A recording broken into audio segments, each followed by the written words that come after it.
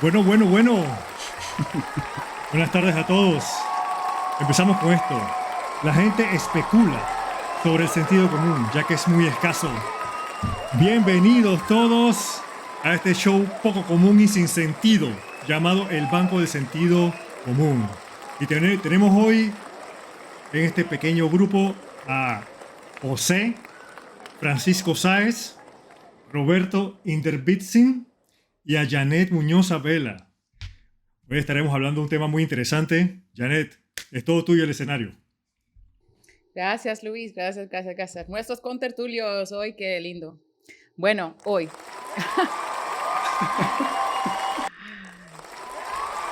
Ok. Basta con los aplausos. A ver, a empezar. Bueno, porque necesitamos la tertulia para compartir nuestros pensamientos. Ese es el tema de hoy. Y bueno, nos gustaría compartir un poquito juntos. Cuando me vino en mente que vamos a hacer la tertulia, a mí lo que me impactó mucho fue el pensar y el escuchar, porque obviamente estamos viviendo en un ambiente que es muy, estamos muy ocupados, estamos corriendo por aquí, por acá, no hay tiempo de pensar y menos escuchar o escuchar atentamente. Y todo eso salió de una conversación con José sobre, ¿no? O sea, hablando con él me di cuenta que me hacía falta. Y me sentí como necesitaba hablar con gente de esos temas que normalmente quizás no se acostumbran de hablar mucho. Así que invité a Roberto, hablé con Luis, hablé con José y aquí estamos. Así que, hermanos, ¿qué piensan? ¿Tienen algunas historias para mí? O sea, ¿por qué aceptaron de hacer la tertulia conmigo?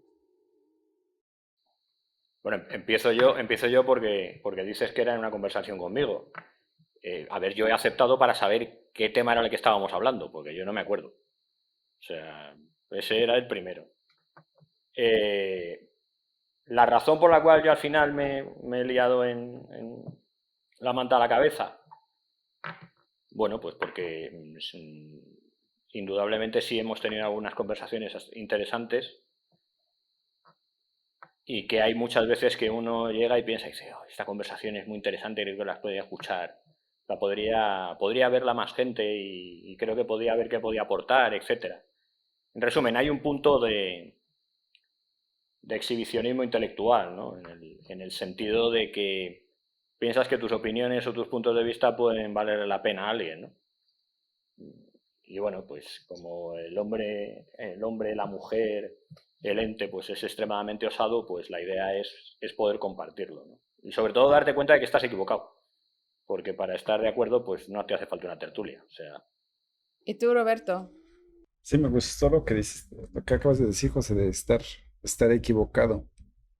Porque creo que lo interesante que sí nos faltan las conversaciones es gente que nos reta nuestros pensamientos. Y a mí lo que es más interesante es que yo hablo mucho en inglés y en alemán. Y en español como que me falta hablar con más gentes. Y estando en este grupo, pues me puedo imaginar que puede ser súper interesante para ver si puedo sacar los pensamientos que tengo en otros idiomas, los puedo sacar en el español y tener el reto de ustedes para decir, oye, nosotros lo vemos de otra forma, lo veo de otra vista, para que pues yo también pueda crecer y aprender de ustedes. Y como José dijo que es del exhibicionismo intelectual, yo sería más del voyerismo intelectual para aprender y oír de, de ustedes. Y aparte de que estamos en otro grupo juntos y hemos convivido en inglés y en temas muy interesantes, sería bien para tomar esos temas y ser más, pues, llevarlos a otra profundidad. Bueno, ahí compartimos el hecho que no hablamos mucho español, así que disculpa si hago errores de español, no es mi primer idioma. Pero bueno, por ahí voy intentando. Pero bueno, quizás empezando un poquito con el tema del escuchar, ¿no? porque creo que es una cosa que no estamos haciendo mucho recién y al pensar que los oídos nunca se separan, o sea que aun cuando estamos dormidos, em, los oídos siguen oyendo, o sea que seguimos utilizando, pero no estamos conscientes de lo que estamos escuchando. Así que escuchar es utilizar una capacidad de formar conversaciones más profundas y quizás también generar momentos de asombro. Y ahí florecemos como individuos y florecemos como sociedad. Y José, yo sé que hemos hablado de eso, cómo podemos crecer, ¿no? Cómo podemos, cómo puede existir la democracia sin debate, sin negociación, sin compromiso. Y obviamente a la raíz de todo eso es escuchar cosas que nos incomodan. ¿Qué te parece? Hombre, yo ahí voy a ponerme pedante y voy a citar a Churchill. Y dice que uno de los momentos más difíciles en la vida de un político es darte cuenta de que hasta los necios pueden llevar razón. Y normalmente suelen llevar razón. Al final, el punto de vista que tiene cada uno viene definido por su contexto, y yo tengo muy claro que si me quitara las gafas vería una realidad completamente distinta, aunque principalmente no la vería, porque soy bastante miope. Pero estamos en una situación donde hay una necesidad de afirmación, por razones que no acabo de entender muy bien, de que todo el mundo tiene que identificar sus opiniones que sean las suyas, y que sufrimos un bombardeo, y eso al final lo que te ocurre es que cuando te acostumbras al bombardeo, pues en resumen, mi opinión personal es que el ratio de ruido-señal pues es mucho más bajo de lo que parece, y sobre todo, como decían en una película, ya dejas de abrirte de orejas. O sea, eres muchísimo más escéptico, y sobre todo además los algoritmos tienen la gran ventaja de que tienden a ponerte cerca aquello que quieres escuchar, ¿no? Y no es, yo creo que ahora mismo no es fácil. No es fácil acercarse a cualquier conversación, independientemente de que sea más o menos partidista, sin una serie de prejuicios. Con eso, cuando refiero a prejuicios, no me refiero única y exclusivamente al hecho de prejuicios negativos o puntos de vista de algo no me va a gustar, etcétera, sino con un bagaje, porque al fin y al cabo todos somos en parte de nuestra historia, ¿no? Superar eso es extremadamente difícil, pero además es que no lo puedes superar si no lo intentas entender. O sea, ahí, y en eso, por ejemplo, yo creo que Roberto le tiro el guante, ¿no? Tiene que ver con el hecho de que al final cada uno, cuando se expresa en distintos idiomas, se formulan las cosas de distinta manera, incluso la vida se ve de manera distinta, ¿no? Más allá de propiamente el contexto geográfico en el que uno encuentra, ¿no? Y eso tiene su influencia. Yo no sé cuál es tu experiencia en el sentido de cuando tratas los mismos temas en distintos idiomas, si se nota, si notas diferencias o no en la aproximación. Yo creo que, como dices, es parte del contexto, porque depende qué idioma estés, como que cambia el contexto con la gente que estás rodeada. Porque si tengo, digamos, amistades alemanes, estoy como en otro contexto de la historia de los, digamos, con la gente que tengo ahí, la historia que tengo con ellos. Y como que tengo tal vez esos lentes con ellos. Si estoy en la familia, hablo más en español, tenemos otro lente y digamos, el contexto es el que cuenta. Pero creo que lo que me ha ayudado es ver que cada uno tiene sus diferentes lentes o gafas para ver el mundo de otra forma y no ser tan, como dices, juzgar antes de oír la otra parte, la otra forma, el otro lado. Porque creo que sí es lo que nos está molando mucho, es que no podemos oír lo que dicen los otros. No queremos saber el contexto del otro. Nuestro contexto es el que tiene es la verdad. Sí, eso es cierto. Y eso sí.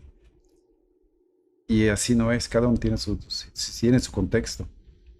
Eso es cierto. Una cosa que leí que me impactó mucho es en el libro The Road Less Traveled de Scott Peck, que dice, traducido en español, no se puede escuchar la verdad a nadie y hacer otra cosa al mismo tiempo. O sea que eso puede ser hacer una cosa al mismo tiempo, o sea que no estás escuchando, o si estás escuchando con la intención de contestar, o, ¿me entiendes? O sea que no, realmente no es escuchar a las cosas, así que nos hace un poco más egotísticos en el sentido que estamos pensando lo que nosotros queremos decir en vez de escuchar a la otra persona. Bueno, pero yo creo que eso también tiene que ver con el enfoque claro de, yo creo que una de las grandes mentiras, ¿no? Que es que somos multitarea, ¿no? O sea, yo solamente soy capaz de hacer una cosa a la vez y con dificultad. O sea, todo aquel que realmente considere que es capaz de hacer varias cosas a la vez, incluso los ordenadores no son multitarea. Lo que hacen son interrupciones en las labores, lo que pasa es que las hacen mucho más rápido y tienen mucha mayor capacidad de atención de una estructura a otra. De hecho, yo creo que esto alguna vez lo hemos comentado, ¿no? El tema de los correos y de los WhatsApps y de los ding-dings y de todo tipo de sonidos. Hay estudios, ahora mismo no puedo citar la fuente porque no me acuerdo, que te decían que te llegara un correo a deshora sobre un tema en el que no estabas trabajando eran 5 minutos. 5 minutos entre leerlo, identificarlo, decidir qué tipo de tienes que hacer y volver otra vez a retomar el sitio en el que estás. Algo estamos haciendo mal. La capacidad de cálculo que se le asume a los ordenadores por alguna razón nos la han asignado a nosotros, que no es, digamos, los ordenadores pueden hacer muchas cosas y nosotros podemos hacer otras, algunas, pero eso, quieras o no quieras, nos está cambiando la vida. O sea los ordenadores o sea otras cosas, ¿no? La gente piensa que hay muchas cosas que no han cambiado nunca y el mundo está cambiando por segundos. Y creo que es importante ser consciente de que el mundo cambia por segundos para darte cuenta de que bueno, pues como decía Darwin, al final el que sobrevive no es el más capacitado, sino el que se puede adaptar mejor, ¿no? No sé ahí qué opináis sobre Esa es la la cosa. multitarea y la sobreestimulación, ¿no? Sí, pero ahí está la cosa que solo es una pregunta. ¿Es malo de que abra tantas cosas o no? ¿O nos tenemos que enfocar más? Porque veo que hay gente que están aquí, tienen su teléfono, que tienen esto abierto, que el mail y todo, y como que funcionan. No estoy diciendo que es mejor o peor, pero funcionan.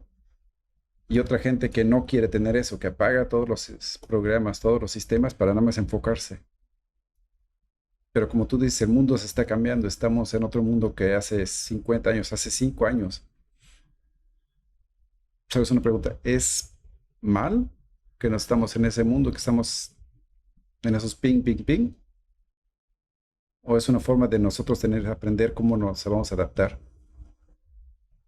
O seamos, en fin, somos los mismos animales que éramos hace 50.000 años. Bueno, también creo que hay tareas distintas en el sentido que dependiendo del trabajo, yo puedo o hacer cosas y escuchar música, pero hay temas que no puedo manejar música mientras que estoy trabajando. Así que también la tarea que estás haciendo es diferente. Solamente que cuando lo pones en el ámbito del escuchar, si estás escuchando a una persona, ¿cómo puedes concentrarte en otra cosa? O sea que, ¿me entiendes? O sea que entonces estás escuchando nada más el sonido y no el pensamiento detrás de lo que está diciendo. Y creo que esto es un fundamental que no va a cambiar con el tiempo. O sea que es la conversación, la comunicación entre humanos fue siempre muy importante y va a seguir siendo importante. Aunque sí la manera de comunicación cambia. O sea que antes estábamos, yo qué sé, alrededor de un fuego y cocinando lo que sea, y ahora estamos charlando por LinkedIn Live o lo que sea que es, pero el acto de escuchar siempre está. Creo que esto no va a cambiar, pero la metodología de transmitir nuestros pensamientos cambia. ¿Y tú crees que el canal no cambia en un momento determinado el mensaje. Ay, no me acuerdo ahora mismo quién es el experto de lingüística que decía que habíamos llegado a una situación en que el mensaje es el canal, ¿no? Y lo puedes ver en el tema del WhatsApp. O sea, yo no conozco muy poca gente que sea capaz de formular frases completas, tenga puntos y seguidos y llegue a generar párrafos dentro de un WhatsApp. O sea, normalmente el que lo hace, una de dos, o acaba de copiar un correo electrónico o es del siglo pasado, claro. Porque ahora ya con tal de que te digan que eres del siglo pasado, vale. Pero el mandar cinco WhatsApps para decir hola, ¿qué tal? Hace tiempo que no te veo, besis, hablamos, no acabo. Junto con sus 5 soniditos y sus 5 vibraciones a una altura determinada, que sea donde tengas el teléfono, no tengo nada claro que puedan aportar algo a la capacidad de atención, más allá de sobresaturar la capacidad de atención de la persona que ha recibido 5 vibraciones en el muslo y 5 sonidos repetitivos, aunque sean el deseado. No, y bueno, si ya entramos en un grupo de WhatsApp, da igual. Me da igual WhatsApp que otras redes sociales. La experiencia es absolutamente deseable. O sea, ¿para qué tienes un grupo de 40 personas si la mayoría de la gente tiene desacopladas las notificaciones del mismo? Bueno, sí, solamente que lo que no has mencionado es esos del emoji, ¿no? O sea que ni siquiera estamos utilizando palabras ahora, pero estamos yendo atrás para los hieroglyphs, ¿no? De los egiptos, ¿cómo se llama? Pero fíjate que el emoji tiene una razón histórica, ¿vale? O sea, el emoji tiene una razón histórica, otra cosa es que nos podamos ir a ella o no, y que tiene que ver con el tema de la tecnología. Y es una razón puramente tecnológica que viene desde el punto de vista de que los desarrolladores tecnológicos para telefonía móvil en Japón tenían teléfonos básicos con el 1, 2, el 3, el 4, el 5, el 6, el 7, el 8, el 9 y el 0. Y sufrían de un problema, y es que ellos tienen ideogramas, no tienen alfabeto. Efectivamente, luego tienen el hiragana o el katakana, que son adaptaciones. Pero claro, ellos están acostumbrados a los ideogramas. Y uno de los modelos de negocio que planteó NTT fue el hecho de generar ideogramas de otro tipo, en este caso lo que luego se convirtieron en los emojis, más allá de que luego lo que hizo, digamos, la aproximación occidental es utilizar ese teclado como si fueran esas imágenes, ¿no? O sea, el famoso punto y coma paréntesis. Pero claro, todo el mundo se dio cuenta en ese caso de la potencia del ideograma y de la potencia económica del ideograma. O sea, podemos discutir o no, Roberto, ahí yo creo que puedes también aportar algo en el sentido de cuánto mercado, y no estoy hablando de valor añadido, sino cuánto mercado no ha generado y cuántos empleos no ha generado toda una nueva cultura que tiene derivada con el tema de los iconos y de los ideogramas y de todo lo que ha tenido que ver con los GIFs animados, etcétera, los memes y todo eso dentro de esa tecnología, ¿no? O sea, y eso es un cambio absolutamente brutal, y vamos, yo no creo a nadie que no practique exhibicionismo intelectual cuando lo que hace es generar un meme, por ejemplo, y lo viraliza. O sea, seguramente el que luego lo reformula o lo redirige quizá no tenga tanto, pero vamos, está claro que profesionalmente, o sea, ahora sí, pero antes, ¿quién tenía inquietudes en hacer un meme o hacer un montaje de imagen? Sí, pero para viralizarlo también necesitas a gente para compartirlo, o sea que no hay mucho más que una persona involucrada en el proceso, ¿no? Por eso, pero ¿cuánta gente ahora mismo tiene, cuánta economía hay generada sobre eso? ¿Cuánto CO2, perdón, y esto no es una crítica porque hoy el tema no toca, ¿cuánto CO2 genera un vídeo de gatitos? No sé, mucho me imagino, con todos los servidores que necesita. A ver, sí, con eso no es que ni que sea bueno ni que sea malo, lo que digo es que, así es, digamos que hemos llegado a una situación del tipo que sea, donde la información se consume de una manera distinta. Entonces, José, y lo que sí está claro es que, y yo creo que eso... Sí, que se consume mucho. Claro, Sí. y sobre todo en el sentido de que no está. Yo creo que cada vez es menos elaborada. ¿Me explico? O cuidado, perdón. Puede que sea más elaborada, pero claramente se identifica a unos elementos menos racionalizada, dejémoslo ahí, ¿vale? Por lo menos en su consumo, ¿vale? O sea, tú puedes, en su generación puede ser algo relativamente racionalizado. O sea, cualquier profesional del marketing te puede decir perfectamente por qué se elige un color, por qué se eligen unas texturas, por qué se elige una narrativa, y tú básicamente no tienes que opinar. Ejemplo clarísimo, ¿de qué color era el vestido de Santa Claus? Ah, eso es la culpa de Coca-Cola, ¿no? ¿No? ¿De qué color era el vestido de Santa Claus antes de que llegara Coca-Cola? Es que me imagino, Pues había no lo sé. verde. Sí. O sea, bueno, a ver, en teoría decían que era verde, pero bueno, yo ya, No sé. como todo depende del contexto y del país y de la figura, ¿no? Si fue amarillo, Pero quién sabe.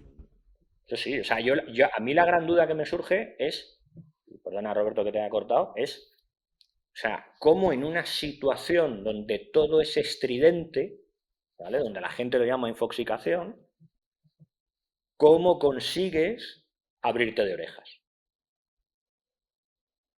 O sea, ¿cómo consigues abrirte de orejas para poder llegar a escuchar con la cantidad de ruido que hay? Esa es mi mayor pregunta. Saber dónde quieres ir.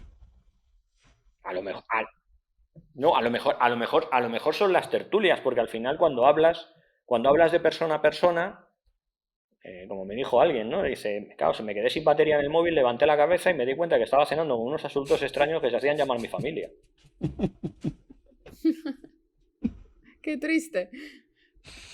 Es muy Bueno, pero es que hay triste. gente que está así, o sea, hay gente que vive Sí. así. ¿Me explico? O sea, hay una situación que es innegable y es que a partir de cierta edad, unos lo llamarán de una manera, otros lo llamarán de otra, existe una cierta renuncia a la tribu. ¿Me explico? O la de asunción a una nueva tribu. Y ahora mismo el problema fundamental que hay es que puedes estar sin estar. O sea, antes tú estabas en tu casa y estabas en tu casa. Podías estar leyendo un libro, pero estabas en tu casa. Ahora tú puedes estar en una habitación, estar 4 personas y que 4 personas estén viviendo 4 situaciones de realidad personal no consensuada. ¿Eso es bueno, eso es malo? No es ni bueno ni malo. La pregunta es si realmente el tipo de experiencia que tú tienes en un vis a vis, o en una tertulia, o escuchando unos pájaros, es la misma que la que te ofrece la tecnología. Igual no es, eso lo tengo clarísimo. Mejor o peor tampoco sabría decirte, pero lo que sí está claro es que es distinta. Entonces lo que no podemos hacer tampoco es obviarlo. Pues esa es mi reflexión. O sea, obviar ahora mismo que estamos 4 personas, aunque Luis esté haciéndose el silente, ¿sabes? Comentando una cosa como si estuviéramos delante de un fuego mientras nos pueden estar escuchando un montón de gente, cambia las reglas del juego. O sea, cambia las reglas del juego tanto para el que escucha como para el que habla. Entonces, la pregunta es, y yo te pongo un ejemplo que he vivido hace relativamente poco, ¿no? Que tiene que ver con la obsesión actual de todas estas reuniones y todos los actas y todas las reflexiones que hay que hacer y toda la documentación, etc. Y yo veo un montón de gente sufriendo para ver si hace un acta. Y ahora yo ya no sé qué es más importante, si tomar apuntes durante un acta o revisarte la transcripción o directamente ignorarlo porque antes o después, el día que a ti te interese revisar algo, podrás consultar el acta. Y son 3 realidades completamente distintas. O sea, hay cosas que la tecnología ha cambiado y ha modificado que nosotros por alguna razón no nos atrevemos a cambiar porque lo hemos hecho así toda la vida. Y sin embargo, y siempre pongo el mismo ejemplo, alguna vez lo he comentado contigo, Janet, el post-it lo inventó una secretaria. No lo inventó 3M. No lo inventó el jefe de pegamentos de 3M. El jefe de pegamentos de 3M y el director del proyecto del Post-it lo que generó o lo que tenía en mente eran unos señaladores. O sea, a lo que me refiero es que todos podemos ser creadores o adaptadores de esa tecnología. Lo que no entiendo es quién dicta o cómo se estructura esos cambios tecnológicos. Por ejemplo, y con esto termino, y yo creo que además incluso podemos poner algunos ejemplos que pueden ser interesantes. Yo no entendí el móvil como un espejo de tocador jamás. Jamás. Hasta que vi a alguien que se estaba maquillando con la cámara del móvil. ¿En serio? No, en serio no, es que lo tienen clarísimo. O sea, al final, indudablemente, el hecho de ser nativo digital tiene esa ventaja, ¿no? O sea, el hecho de que seamos chimpancés más o menos evolucionados y que en un momento determinado nos den utensilios y los reformulemos es relevante. Pero es verdad que está modificando la tecnología. La tecnología está modificando nuestras vidas. Yo no sé vosotros, pero yo ahora mismo tengo muchos más problemas para leer de manera enfocada y continua que tenía antes. Ahora los documentos se leen en diagonal y se hacen con búsqueda personalizada del tema que quieres tratar. ¿Qué perdemos cada vez que hacemos eso? El contexto. Y sin contexto es muy difícil entender a las personas. Qué interesante. No sé, ¿qué opinas, Roberto? Pues creo que, hablando del contexto, sí tiene, claro, necesitamos saber la otra persona. Hablando de la tecnología, sí que es más difícil leer. Yo creo, como dices, tener el enfoque. Pero también la tecnología nos da unas herramientas para enfocar más rápido. Tengo, por ejemplo, unas herramientas que uso para leer que me ayudan a leer mucho más rápido y completamente enfocado. Entonces, como decir dos cosas. No tengo la tecnología que me ayuda y tengo la tecnología que me jala para otras partes. Pero no sé, la tecnología es, como dices, como estás diciendo, no es malo ni es bueno, es. Entonces ahí está otra vez el contexto. El contexto, nosotros lo hacemos mal o lo hacemos bien. Lo que sí hay que tener, creo, Pero ahí, en la línea del contexto, que yo sí, creo que es un tema interesante y a lo mejor ahí, Janet, te voy a pasar la pelota a ti. ¿Tú crees que cada vez que nos dan, digamos, una propuesta sobre una tecnología, no estamos, entre comillas, en parte, como mínimo, sugerido su uso? Pregunto. O reformulo la pregunta. Yo creo que nadie en el manual de instrucciones del móvil le explicó a nadie que lo podía utilizar como si fuera un espejo. ¿Vale? Pero sí que es verdad que ahora mismo hay una serie de bombardeos sobre cómo se pueden utilizar los teléfonos o cómo se puede utilizar otro tipo de tecnologías que vienen dirigidos. Digamos que no son naturales, o sea, son artificiales. Hoy, por ejemplo, estaba leyendo un artículo de Pérez Reverte donde él, que siempre utilizaba un teléfono analógico, o sea, no un smartphone, decía que el problema fundamental que había era que él le estaban abocando a tener que utilizar un smartphone porque todo el mundo había decidido que la manera más fácil de hacer las cosas tenía que ser con un smartphone. Yo hago la siguiente pregunta y la hemos comentado alguna vez. ¿Alguien me quiere explicar cómo se pasa, o sea, qué posibilidades tienes de que se te caiga un móvil si estás continuamente pasándolo para la validación de cualquier puerta o de cualquier paseo por el transporte público, etcétera? O sea, o adaptamos los lectores o se nos va a caer. Y cuando se nos caiga, ¿quién no lo va a pagar? El móvil. O sea, todo esto son preguntas y son tonterías, pero sí que tienen una cierta influencia en el sentido de que la tecnología no es propiamente nuestra.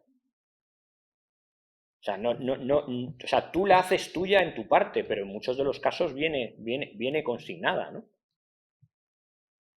O sea, el selfie es una decisión que viene desde el usuario, o genera una demanda, o ¿qué fue antes, la gallina o el huevo? O sea, ¿por qué los móviles tuvieron cámara de fotos al principio? Aparte de ser disruptora y de haber matado el campo de la fotografía tradicional, ¿por qué lo tuvieron? Ah, sí, fue por el selfie, para hacer fotos de sí mismo. Pero eso da más la Para hacer intención ¿cómo se dice? De vanidad, ¿no? Entonces, De tomar fotos uno a sí mismo. Así que los Sí. valores también están cambiando. claro, pero la pregunta es, ¿cuántos de esos álbumes, cuántos de esos selfies de consumo instantáneo, alguien los guarda en un álbum? Creo que es la forma del humano, ¿no? O sea, es como decir cuántos libros hay en ahí, quién los lee. O sea, lo guarda, me refiero, lo guarda Google. Tú lo que está... A ver, déjame entender. Y primeramente, disculpen, creo que mi computadora se escrachó. Se apagó 3 veces, pero aquí estoy. Lo que estoy entendiendo, lo que estás diciendo, José, es básicamente que el teléfono viene con un contrato. Un contrato invisible que básicamente estás utilizando una tecnología que básicamente tiene un backup de todas las cosas que haces con él. Eso es lo que me estás diciendo. Yo no creo que... estoy entendiendo perfectamente lo que dices, pero yo creo que vayamos un poquito más atrás con la parte del contexto. Yo creo que la comunicación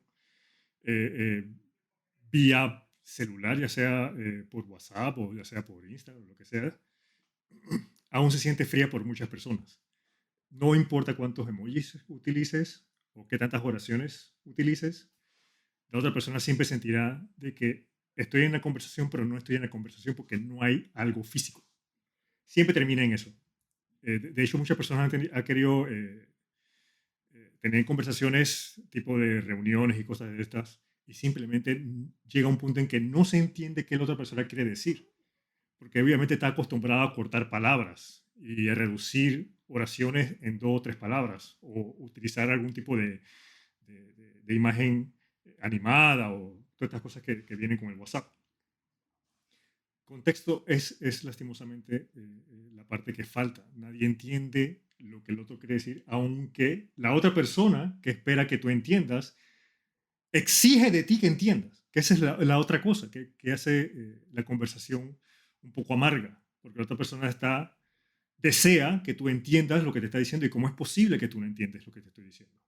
Entonces, ese es el contexto que yo siento que hace falta cada vez que tenemos una conversación por algún... Pero yo ahí te hago la pregunta y te la devuelvo. O sea, ¿por qué en el caso particular de las conversaciones cara a cara no queda clara esa exigencia? O por lo menos no se hace tan patente. A ver, no es que te tenga una respuesta inmediata, pero puedo No, hombre, decir claro, que es que si una de tienes esas la razones respuesta también definitiva puede... nos hacemos de A ver, oro, o sea, y no hacemos la una de las tertulia. razones esa puede ser que no estoy, por temas de qué aprendí o de mis raíces o cómo fui educado, no estoy dispuesto a preguntarte la razón. Preguntarte, disculpa, ¿podrías repetir o explicarme mejor lo que me acabas de decir? Porque simplemente no estoy entendiendo. Y de hecho esto me pasó en el día de ayer, en un evento que tenía con una fundación aquí en Malta, y había un muchacho, porque este es de estudiantes, había un muchacho que estaba teniendo una conversación con un mentor y al final ella dijo, pero bien hecho que ustedes hayan logrado lo que hayan logrado. Y el muchacho se le quedó mirando y le preguntó, dije, pero ¿usted qué se refiere con bien hecho? ¿Me explico? Para él, el bien hecho era básicamente, te estoy diciendo que lo estás haciendo bien, pero no lo estás haciendo bien. Así que la persona no está dispuesta a hacer la pregunta. O sea, no, prefiere quedarse con la incertidumbre de que lo que estoy haciendo está mal o está bien. Y prefiere no evitar la conversación. Ese puede ser uno de los puntos, a mi parecer. No sé qué piensa Roberto, no sé si ha tenido esa experiencia, no sé, Janet. Yo tenía el miedo de preguntar cuando era chiquita, tengo que decir la verdad. O sea que me prefería no saber y quedarme en duda que saber y después no me gusta lo que escuché. Ahora, no sé si es más la edad o, no sé, las experiencias, pero ahora sí prefiero hablar, escuchar y preguntar y saber exactamente lo que es el problema, en vez de poner algo en la mente que, ¿no? Como hipótesis de qué hubiera hecho, ¿no? Y ahora, pero vosotros, ahora mismo la pregunta que os hago, y ahora ya tiro contra vuestra condición de padres, es, ¿vosotros creéis ahora mismo que en la formación y la educación, en general, no estoy particularizando con vuestra niña, ¿vosotros creéis que ahora mismo a los jóvenes o a los chavales se les alienta a que pregunten? ¿O no? Esa es la pregunta. Yo creo que no, yo creo que sí, solamente que la forma en que se le está enseñando eso no es la adecuada. ¿A qué me refiero?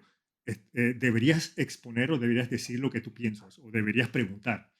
Sí, pero se siente como que en vez de obligarme a preguntar, porque se supone que debo preguntar, ayúdame a entender cómo hacerlo. No solamente me digas qué hacer. Entonces creo que los jóvenes, bueno, los niños en escuelas sienten esa presión de que, pero pregunta, tú puedes preguntar. Pero yo Tienes creo el que derecho de preguntar. ahí tiene que Pero ver después, también con el ¿cómo lo concepto hago? de ¿Qué pasa grupo. si? O sea, tiene que ver con el concepto de grupo. La mayoría de la gente no pregunta básicamente por la sensación de vergüenza, Sí, pero esto viene a raíz de la enseñanza que los... por la sensación de significarse Correcto, pero fuera eso del viene a grupo. raíz también de las enseñanzas que los padres tuvieron. De que no preguntes, porque entonces si preguntas estás cuestionando a una autoridad, que en este caso sería la maestra o el profesor. Entonces uno prefiere, si no sabe la respuesta, uno prefiere evitar la pregunta. O sea, pero entonces disculpadme porque este tema es ¿Me explico? O sea, interesante y perdona Luis, también, ahora sigo. Entonces, la reflexión que tú ahora mismo estás haciendo, que me parece muy interesante, es que la pregunta como tal, o sea, el concepto de lo que es la pregunta, lo que es cuestionarse, ¿vale? Lo que es, creo que una de las partes de las razones de esa tertulia, es ofensiva. O sea, es ofensiva en tanto que hay un montón de cosas que o se tienen que dar por supuestas, o como decía un amigo mío, no preguntes si no quieres que te digan mentiras, o no quieres si no quieres que te contesten la verdad. Porque si estamos criminalizando la pregunta, tenemos un problema. es que exactamente, por eso te digo que todo depende de la forma en que fuiste criado, básicamente. Algunas veces se le enseña a los niños, pues, que si no tienes una pregunta válida, correcta, entonces no la hagas, Bueno, para evitar la vergüenza. pero no, como decía el otro, dice, no hay preguntas incómodas, sino respuestas incorrectas. Exacto. Entonces, por eso, ¿cómo le enseñas? No solamente enseñar, cómo trabajas en el niño o en la niña, pero también te trabajas con los padres, en que hay una forma mejor de hacer las cosas. Por eso yo me voy más allá, o sea, es cómo educamos o cómo digamos, eh, cómo desculpabilizamos la pregunta. Correcto, O sea, porque vamos, o sea, en una clase en una clase es difícil, pero correcto. en una reunión donde hay principios jerárquicos y de autoridad, ¿dónde hay más presión? ¿En un entorno laboral o en una clase con niños? A ver, Roberto. A mí me gustó lo que estaba diciendo Luis, que tiene que ver mucho con la forma como uno creció, cómo ves la autoridad. Si, por ejemplo, creciste y la autoridad, digamos, un doctor o un profesor, siempre sé que es una persona de autoridad, entonces no lo cuestionas. Pero si creciste de que un doctor también es una persona que puede fallar, entonces no tienes el miedo de preguntar, no tienes el miedo de de cuestionarlo. Entonces yo creo que si sabemos nosotros cómo crecimos nosotros y qué mecanismos teníamos o qué nos impidió seguir adelante o qué nos ayudó a seguir adelante, y sabiendo eso, se lo podemos dar a nuestros hijos, nos ayuda mucho para cuestionar esa forma de cuestionar esas preguntas.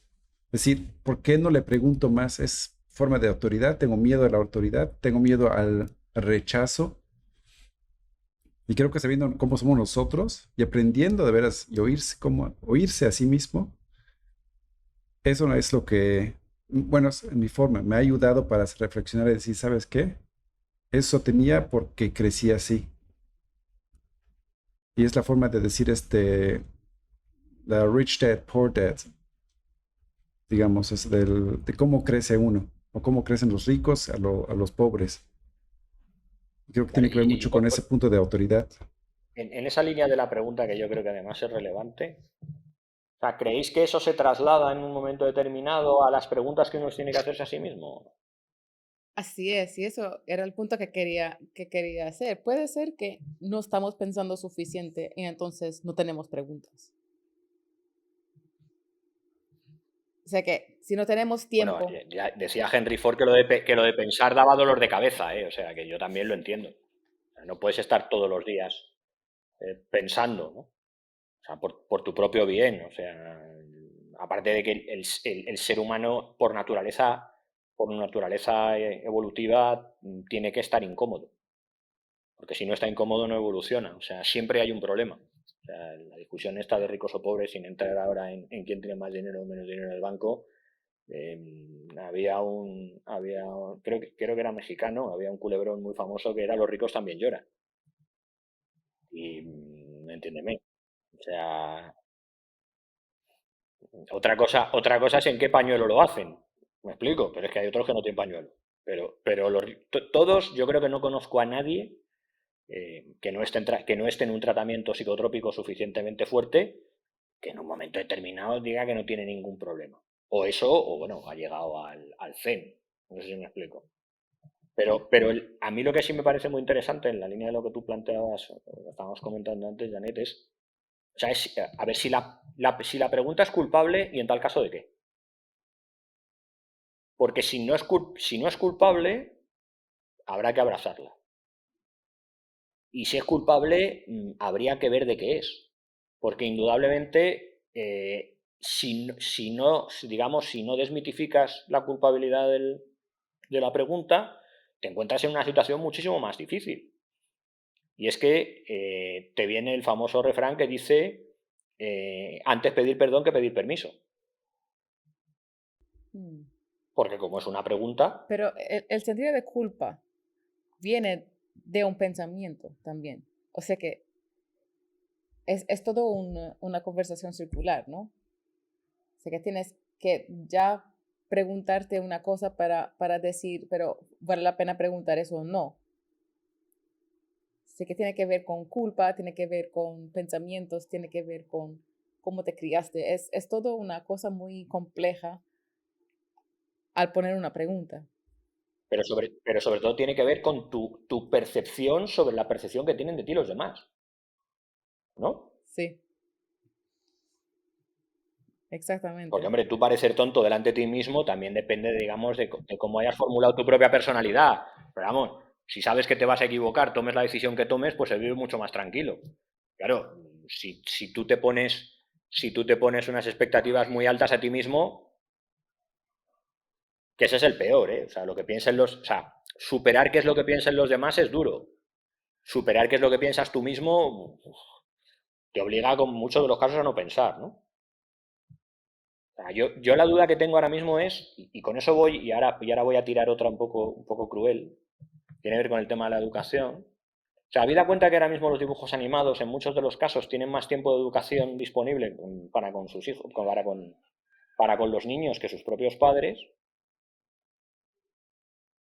¿es entendible o aceptable que en un momento determinado tengan capacidad para traducir mensajes o en su defecto se manipulen? No digo que sea así, tengo mi opinión, pero ahora mismo no toca ese debate.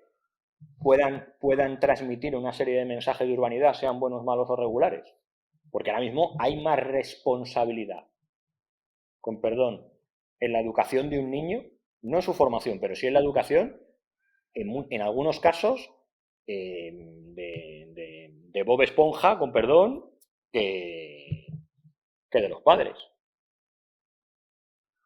Y el guionista de Bob Esponja no tiene ninguna responsabilidad más allá del éxito comercial de su serie.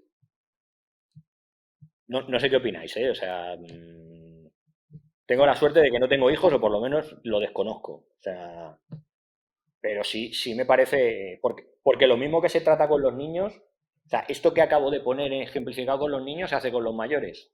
En cualquier producto audiovisual o en cualquier producto de consumo masivo. ¿Qué opináis? O sea, ¿tienen derecho a cambiarnos la vida de manera indirecta los medios de comunicación? Lo están haciendo, aunque si no queremos. Es que es lo mismo cuando estás trabajando en un proyecto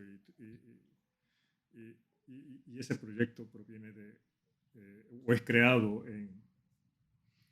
con unos valores diferentes, con una forma de ver el mundo diferente. Entonces, aquellos que lo ven que pertenecen a otro círculo, siempre se van a cuestionarse de que, pero ¿por qué están haciendo eso? ¿Y por qué lo hacen así? ¿Y por qué lo hacen así? De hecho, hasta Clara muchas veces me pregunta, pero ¿por qué ese niño es naughty? No me lo dice, ¿por qué se porta de esa forma? O se comporta de esa forma. Pero es porque nosotros le estamos enseñando de una y ellos están enseñando de otra dependiendo del contexto.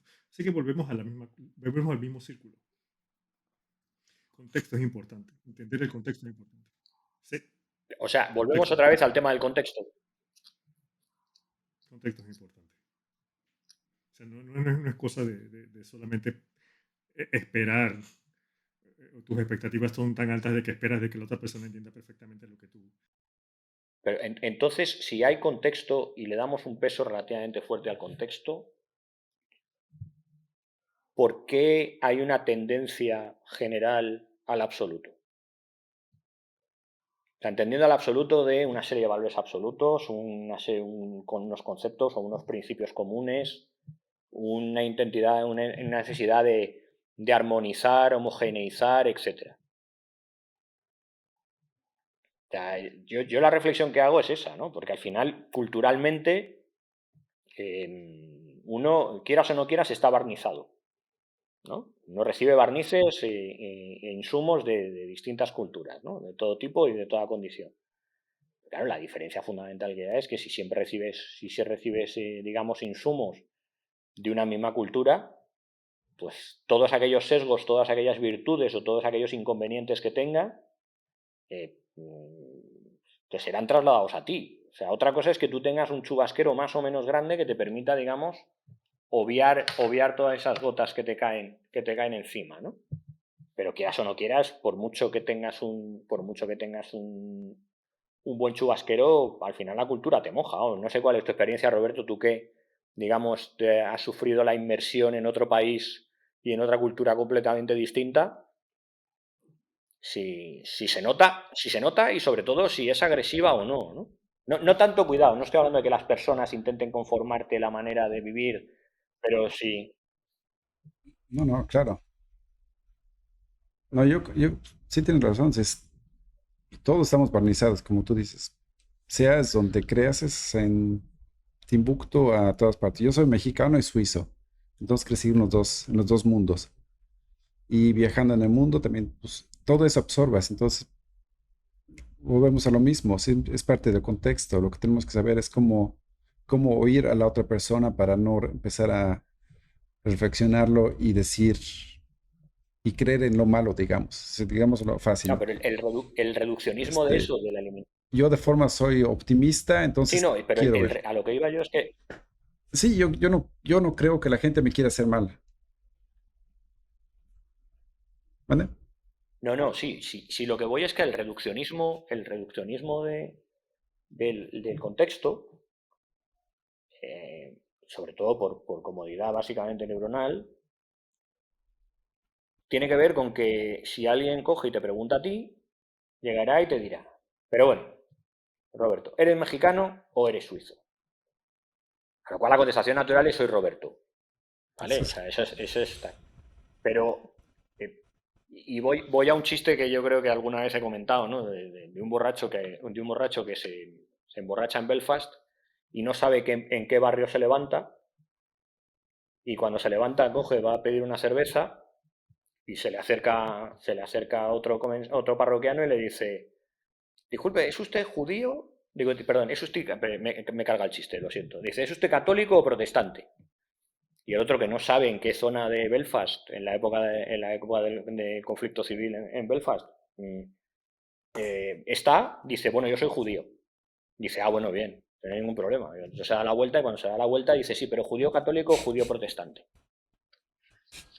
O sea, a lo que voy, y en este resumen, y yo creo que más o menos sí que hemos planteado la importancia del contexto, es que por alguna razón, sin perjuicio de muchas otras cosas y la riqueza ahora mismo de insumos y de informaciones que tenemos, y entiendo parte de la necesidad de la especie,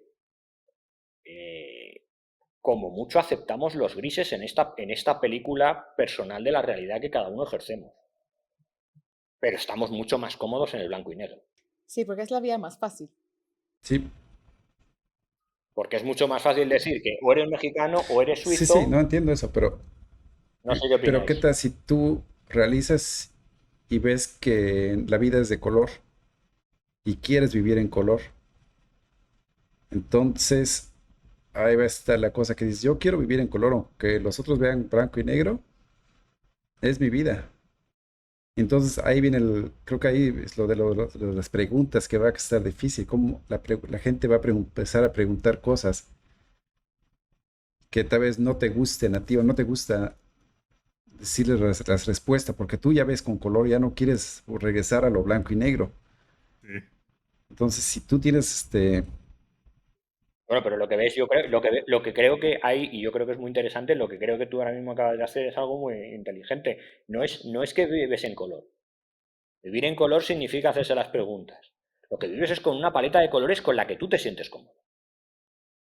Que son cosas distintas. O sea, yo quizá a lo mejor no me he expresado con claridad. O no, sea, pero tú puedes, bueno, sí, claro, porque el tema que hay es que si tú no te preguntas, o sea, te gusten los colores o no, ¿vale? Y eso lo aprendí hace tiempo, o sea, yo por lo menos en mi caso particular, el color caldero no es un color, o sea, para mí básicamente es un recipiente, el color pistacho para mí es un fruto seco, o sea, son digamos, simplificaciones de todo, ¿no? Pero yo lo que sí veo en el ámbito de lo que es el contexto y en el ámbito de la pregunta, yo creo que volvemos, digamos, a cerrar la pregunta que nos hemos hecho hoy, ¿no? ¿Por qué nos hace falta una tertulia? O sea, porque para poder hacer un mosaico de colores tenemos que aportar todos y cada uno nuestra parte de la paleta, ¿no? Y luego, con perdón, y con esto termino porque me voy a quedar así como muy a gusto, nosotros será la audiencia la que en un momento determinado decida cómo quiere ver en la vida con estas paletas que pueden ser las nuestras o no. Pero yo creo que eso es lo relevante.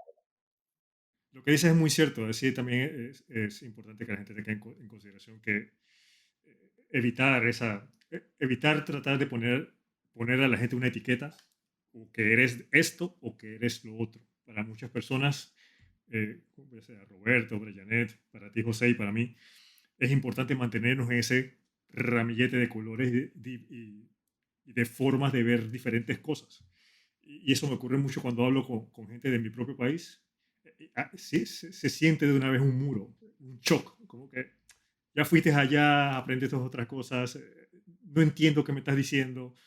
Me explico. Entonces, estas cosas es porque la gente intenta arduamente ponerte a ti en un lugar para poder entenderte, pero simplemente no quiere tener la conversación para realmente entenderte, básicamente, si es que me di a entender. No, yo creo que ahí hay. A ver, también hay otro componente ahí, no sé, ahí, aunque no estamos, digamos, ya vamos justo de tiempo, que tiene que ver con una cosa que yo creo que es bastante relevante. Y es que hay una anécdota, bueno, es un chiste ruso famoso donde llega alguien y le dice: oye, ¿tú qué opinas sobre este tema? Dice: pues lo mismo que tú. Dice: pues entonces te tengo que llevar detenido, ¿no? O sea, en la época soviética. Claro, aquí el tema ahonda desde un punto de vista, y es que o tú asumes en un momento determinado el rol de extranjero, ¿vale? Y entonces ya básicamente no esperas el entendimiento o la aproximación, o si no, claro, ahí es donde se producen las decepciones, ¿no? Sí. O sea, ahí es donde el tema del mestizaje o el tema del haber visto mundo, el tema del haber cambiado la muestra, es donde te hace culpable. Sí, Porque claro, él no ha hecho nada, o sea, él sigue viviendo su vida, tú has sido el que has cambiado. No sé si me explico. Cierto. Pero sí, nada más para terminar de decir, imagínate esta misma conversación en un grupo de personas trabajando por una compañía. Imagínate esto mismo en un círculo un grupo de estudiantes en un salón. Es la misma situación. El problema es la persona que está liderando X o Y cosa. Simplemente no sabe cómo manejar esa situación tampoco. Así que ahí lo dejo. Janet. Por hoy creo que hemos ya hablado de un montón de cosas que nos gustan, que hemos prácticamente empezado a tocar los temas de el por qué necesitamos una tertulia, contexto, el pensamiento, el escuchar. Y bueno, del Banco del Sentido Común, nuestro encuentro social mensual, invito a quizás Roberto de darnos un tema para la próxima vez, quizás. ¡Oh! Esa cara. No, Roberto, mi contertulio, por favor. ¿Qué te parece? Me gusta. ¿Sí? Pero sí. Está bueno ese. Roberto siempre que ha dicho que es una vez al mes. Sí, yo pensaba que solamente lo íbamos a hacer una vez. No, ya ahora sí tenemos que empezar a pensar bien. Claro. Eso. No, sí, con mucho gusto. Déjame pensar qué puede ser. Excelente, excelente. Chicos, muchísimas gracias. Espero que hayan disfrutado como yo. Y bueno, hasta luego. Hasta luego. Hasta luego. Hasta luego, muchachos. Gracias por haber venido. Banco del Sentido Común. ¡Chao!